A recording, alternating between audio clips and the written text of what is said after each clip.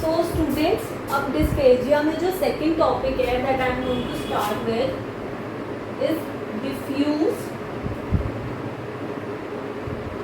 Oesophageal spasm. Okay, बहुत ही छोटा टॉपिक है ये और बहुत इजी है, सिर्फ आपको समझने की ज़रूरत है। व्हाट हैपेंस इन दिस, जो रिजल्ट करता है इन डिस्फेजिया इज, ये आपका ईसोफेगस है, some part of its muscles, ठीक है, कुछ एक लोकल पार्ट ऑफ मसल्स होता है, they will go into spasm. क्योंकि इनका स्पैज्म होगा so it results into diffuse esophageal spasm and dysphagia. It is a non progressive motility disorder again, ठीक है। मोटिलिटी डिसऑर्डर मतलब कि फूड आगे नहीं बढ़ पाएगा। नॉन प्रोग्रेसिव मोटिलिटी डिसऑर्डर है, मतलब कि कुछ ही मसल्स में होगा, ये पूरे में नहीं होगा, ठीक है। देन सेकेंड पार्ट जिसमें इंपॉर्टेंट है, dysphagia for both solids and liquids, मतलब कि दोनों सॉलिड और लिक्विड दोनों के लिए डिस्फेजिया होगा। दोनों ही चीज़ जो है पेशेंट वालों नहीं कर पाएगा, ठीक है।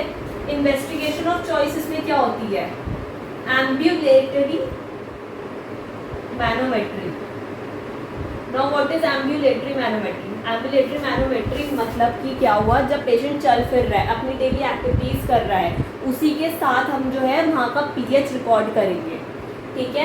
This is the test ambulatory manometry. एक पोजीशन में नहीं करते हैं क्योंकि उसकी वजह से जो है फॉल्स टेस्ट आ सकता है, क्योंकि ये हर समय नहीं होता है, ठीक है। This condition is not present all the time, it is present at intervals, कभी कभी, ठीक है। और इसीलिए हम लोग जो है एम्बुलेटरी मैनोमेट्री करते हैं so that we can diagnose the condition right.